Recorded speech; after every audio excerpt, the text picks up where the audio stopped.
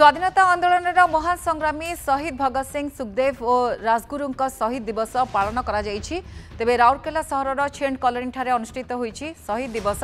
शहीद भगत सिंह स्मृति committee DeFi और छात्र फाउंडेशन पक्षरु आयोजित श्रद्धांजलि सभारे राउरकेला सहर विभिन्न कर्मकर्ता जोगदे भगत सिंह प्रतिमूर्ति रे पुष्पमाल्य अर्पण करथिले।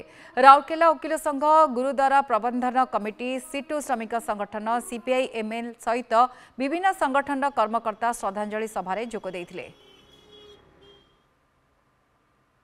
आज शहीद भगत सिंह सुखदेव और राजगुरुंकर 94तम शहीद दिवस आज आम भारतर गणतांत्रिक युव फेडरेशन छात्र फेडरेशन एवं शहीद भगत सिंह स्मृति कमिटी पक्षर ये पालन करुचु।